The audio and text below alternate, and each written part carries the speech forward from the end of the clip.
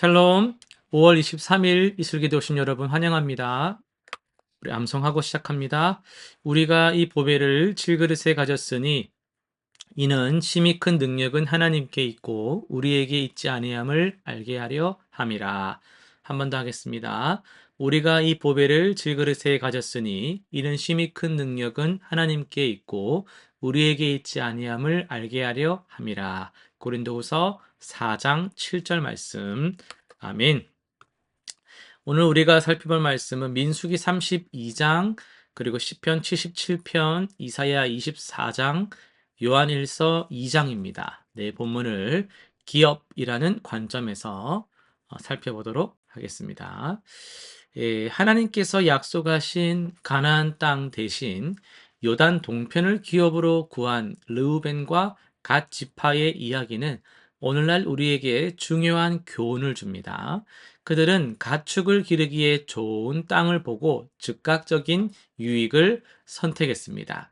하지만 모세는 그들에게 조건을 제시합니다. 다른 지파들과 함께 가나안 정착 전쟁에 참여해야 한다는 것이죠. 이는 하나님의 백성이 개인의 유익만 추구하지 말고 공동체의 사명을 함께 감당해야 함을 보여줍니다. 진정한 기업은 하나님께서 주시는 것이며 그것을 받기 위해서는 하나님의 뜻에 순종하는 신실함이 필요한 것이죠.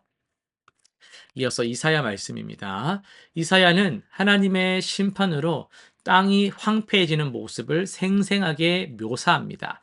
이 심판의 원인은 백성들이 율법을 범하고 하나님과의 언약을 깨뜨렸기 때문입니다.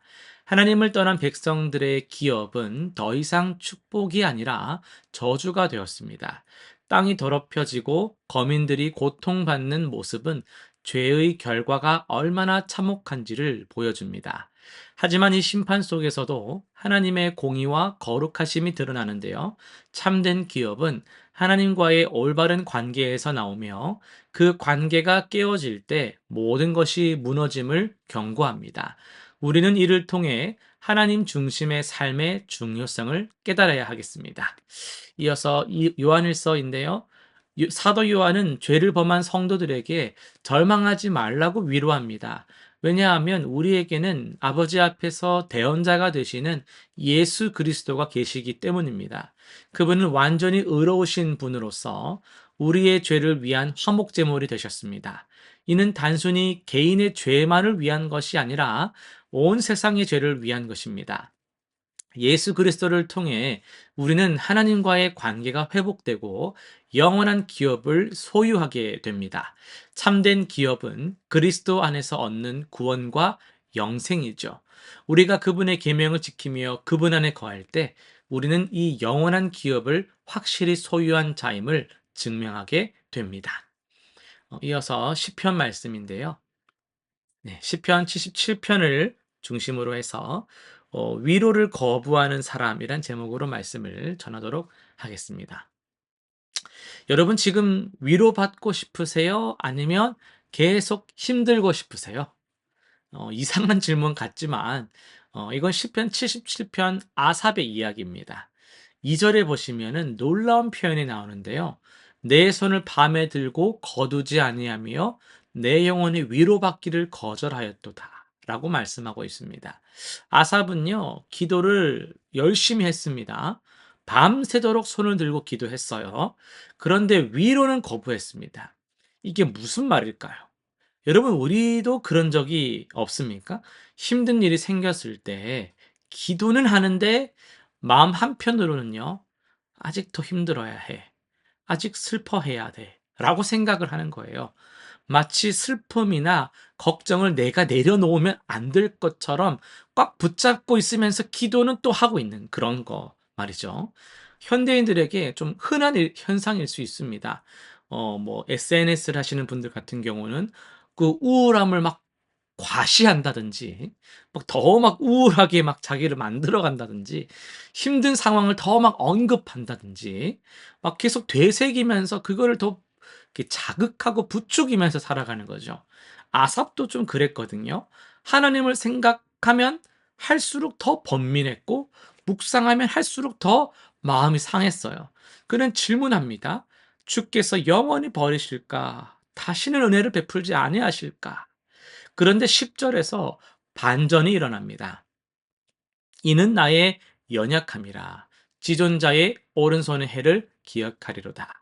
번역이 조금 어려운 구절인데요. 좀 쉽게 직역하면은 이것이 나를 아프게 하는 것은 지존자의 오른손의 변화를 잘못 생각하는 것이다. 이런 뜻입니다. 즉, 다시 한번 쉽게 말하면 하나님이 변하셨다라고 생각하는 것이 바로 나 자신을 아프게 하는 원인이었구나라는 깨달음인 거예요. 그제서야 아삽은 하나님의 과거 역사하심을 기억합니다. 하나님은 어떤 일을 하셨던가? 홍해를 가르시고 번개와 천둥으로 길을 만드시며 모세와 아론을 통해 백성을 인도하신 하나님 말입니다. 그때 깨달은 거예요. 아, 내 상황은 바뀌었지만 하나님은 바뀌지 않으셨다라는 것을요. 하나님이야말로 변하지 않는 나의 기업이시며 나의 유산이라는 것을 말입니다. 여기서 기업이라는 단어가 굉장히 중요합니다. 히브리어로는요, 나할라인데요. 단순히 물려받는 재산 정도가 아니고요. 대를 이어 영원히 소유하는 것, 절대로 빼앗길 수 없는 것, 이런 걸 의미합니다. 아삽은 깨달았어요. 세상 모든 것이 변해도 하나님만은 변하지 않으시며 그분만이 바로 자신의 영원한 기업이라는 것을 말입니다. 여러분 혹시 여러분도 아삽처럼 위로를 거부하고 계십니까? 기도는 하긴 하는데 여전히 걱정과 불안을 붙잡고 계속 그렇게 해야만 된다라고 생각하면서 기도를 하고 계신 거예요? 오늘 아삽의 고백을 기억해 보세요. 이는 나의 연약함이라. 하나님이 변하셨다고 생각하는 것이 우리를 아프게 합니다. 하지만 하나님은 변하지 않으세요. 그분이 우리의 영원한 기업이십니다. 이제는 그 위로를 거부하지 마시고 변치 않으시는 하나님을 더욱더 붙잡으시기를 바랍니다. 실천사항 세 가지 정리해 봅니다. 첫 번째는요, 이번 주에 한 번 정도는 위로받기를 거부하고 있는 자신의 모습을 한번 점검해 보십시오. 혹시 불안이나 걱정을 필요 이상으로 막 붙잡으면서 기도라는 것을 행위적으로만 하고 있는 것은 아닌지를 솔직하게 한번 돌아보시길 바랍니다. 두 번째는요, 하나님이 과거에 베푸신 구체적인 은혜를 한 세 가지 정도 써보세요. 그리고 힘들 때마다 하나님이 베푸셨던 은혜들을 그 기록을 통해서 꺼내 읽으며 하나님은 변치 않으신다. 하나님의 사랑은 변치 않는다. 이렇게 고백을 해보시기 바랍니다. 세 번째는요, 주변에 위로받기를 거부하고 지속적으로 힘든 가운데 있는 사람이 있다면 그들에게 따뜻하고 지혜로운 방식으로 하나님은 변하지 않으신다라는 메시지를 한번 전해보시길 바라요.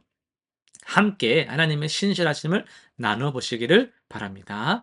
기도하고 마치겠습니다. 변함없으신 하나님 아버지, 때로 우리도 아삽처럼 위로받기를 거부할 때가 있었음을 고백합니다. 걱정과 불안을 내려놓지 못하고 계속해서 붙잡고 있는 연약한 저희를 불쌍히 여겨 주옵소서. 주님은 어제나 오늘이나 영원토록 동일하신 분이심을 우리가 믿습니다. 주님이 저희의 영원한 기업이 되심을 고백하며 이제는 위로받기를 거부하기보다도 주님의 품에서 참된 안식을 누리게 하여 주옵소서. 감사드리며 예수님의 이름으로 기도드립니다. 아멘.